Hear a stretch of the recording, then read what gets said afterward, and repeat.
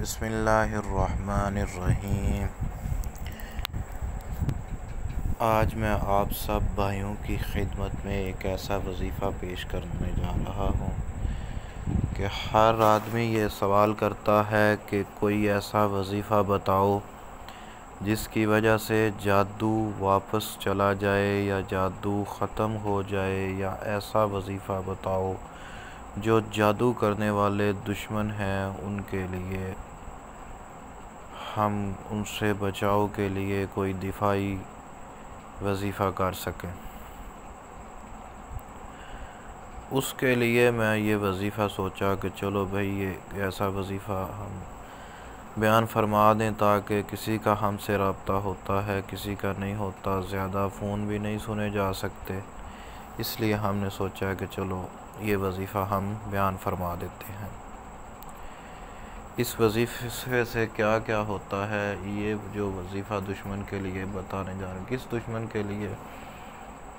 وہ دشمن جو باز نہ آتا ہو، جادو کرتا ہو، حسد کرتا ہو، زبان درازی کرتا ہو،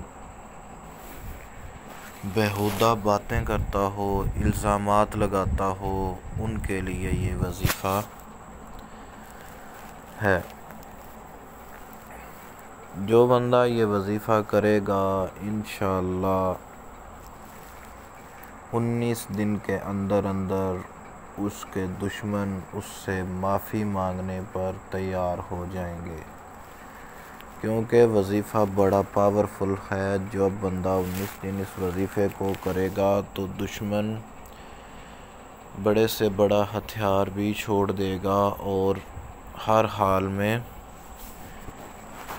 راضی نامہ کرنے کے لیے، راضی ہونے کے لیے تیار ہو جائے گا اور خود تسلیم کرے گا کہ بھئی مجھے معافی دے دو،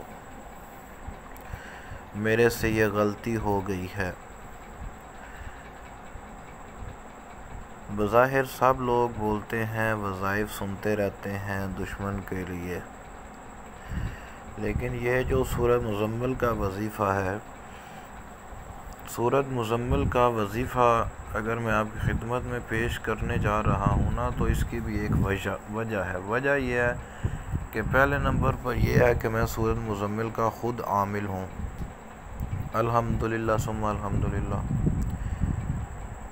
دوسرے نمبر پر یہ ہے کہ میں نے یہ سنی سنائی بات آپ تک نہیں پہنچا رہا، باقاعدہ اس کا میں نے پریکٹیکل کیا ہے۔ اللہ کے فضل و کرم سے اور استادوں کی دعاؤں سے اور اپنے شیخ کی دعاؤں کی برکت کی وجہ سے آج میں اس سٹیج پہ پہنچا ہوں کہ میرا الحمدللہ اتنا پریکٹیکل وسیع ہے کہ میں اپنے سارے پریکٹیکل شدہ وظائف سوچا کہ چلو بھئی یہ بیان کر دوں تاکہ ہر بندے تک وظائف پہنچ جائیں۔ کوئی بیچارہ ہم سے رابطہ کرتا رہتا ہے، فون کرتا رہتا ہے، لیکن رابطہ نہیں ہوتا۔ جب اس کو پتہ ہوگا کہ بھئی محمد مرتضیٰ صاحب جو عامل ہیں ان کا ایک چینل ہے عملیات امان نام کا، اس کے اوپر ہم جا کے دم کے متعلق یا عملیات کے متعلق یا کوئی بھی بیماری کے متعلق اس کے اوپر وظائف ہوں گے تو ہم وہ دیکھ لیں۔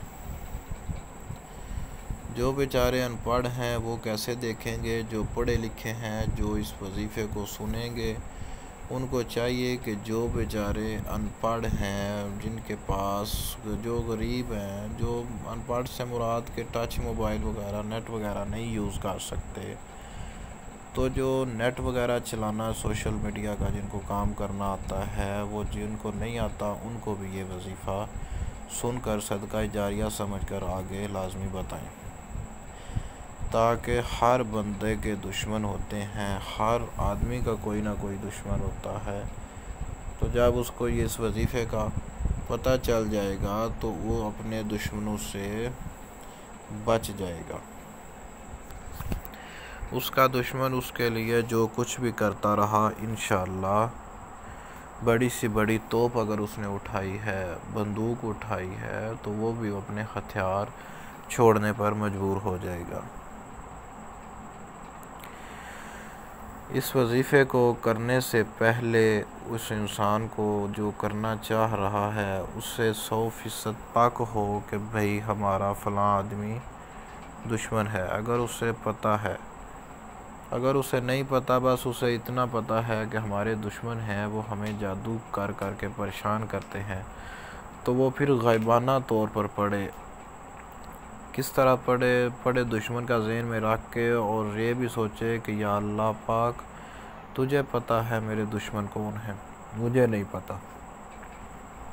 تو ان کو ہدایت دے دے، اگر وہ ہدایت کے قابل نہیں تو ان کو چن چن کے ختم فرما دے۔ اس نظریے سے پھر پڑھے۔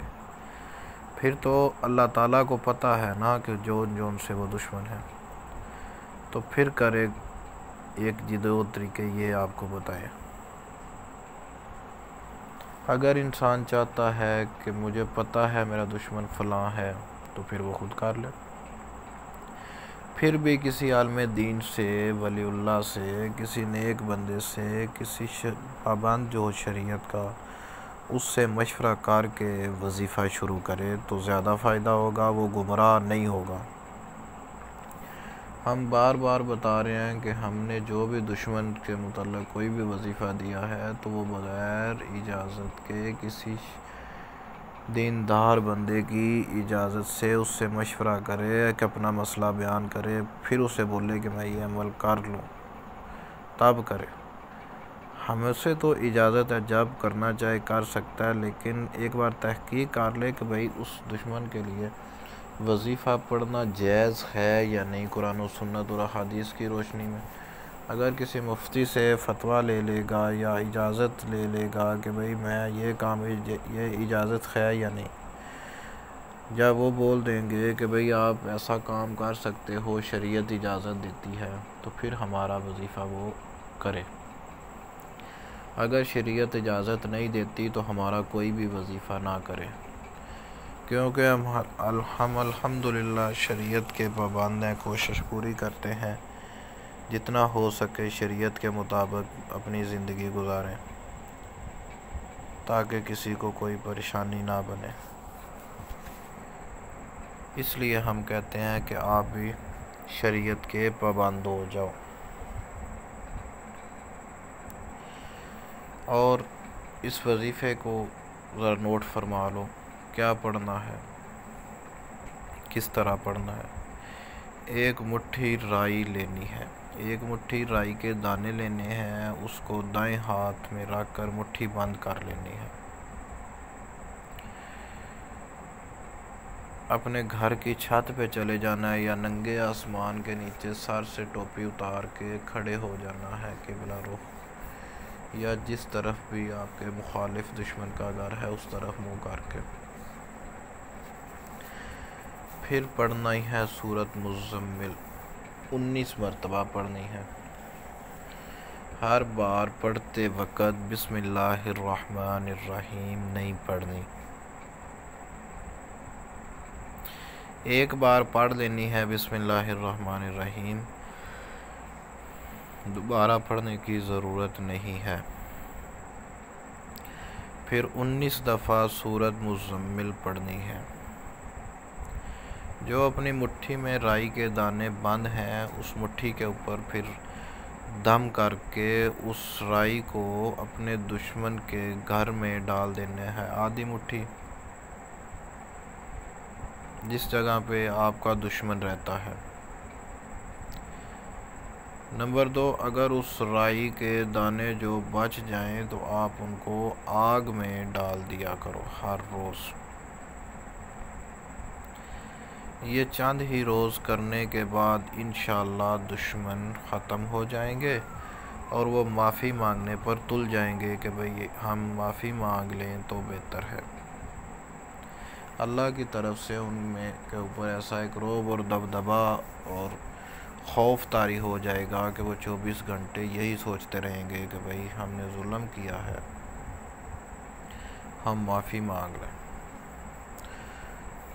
تو جو بھی یہ میری ویڈیو سنے اس کو چاہیے کہ کوئی بھی شریعت کے خلاف کام نہ کرے، جیسے نبی پاک صلی اللہ علیہ وسلم نے فرمایا ہے اس طریقے سے کام کرے گا تو فائدہ ہوگا۔ اگر اس طریقے سے کام نہیں کرے گا تو فائدہ نہیں ہوگا۔ پھر جب 19 دفعہ سورۃ مزمل مکمل ہو جائے تو پھر اس کے بعد دعا کرنی ہے کہ یا اللہ تجھے پتہ ہے میرے دشمن کون ہیں، ان کو ختم فرما دے۔ یہ 19 دن آپ نے وظیفہ کرنا ہے، انشاءاللہ اس کا پورا نفع ہوگا۔ ایک اور بات ہے کہ کچھ لوگ یہ پوچھتے ہیں کہ بھئی ہم کے اوپر جادو ہے، جادو واپس پلٹ دو، ہمیں بولتے ہیں۔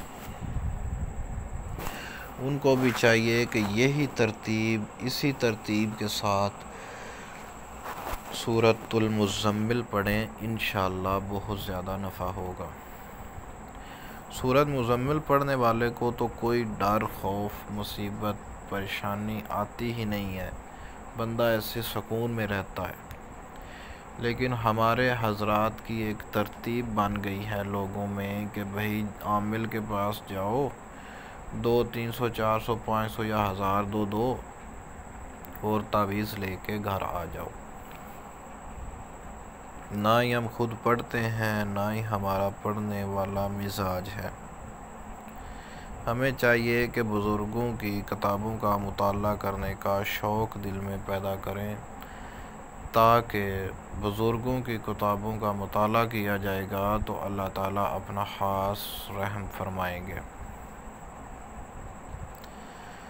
جب جس کے اوپر جادو ہوگا تو وہ اس کو اسی ترتیب سے پڑھے گا تو انشاءاللہ جادو 7 دن کے اندر واپس چلا جائے گا، اور اس کو چاہیے کہ 19 دن نہ پڑھے، پھر وہ پڑھے 41 دن، ہر روز 19 بار، 41 بار۔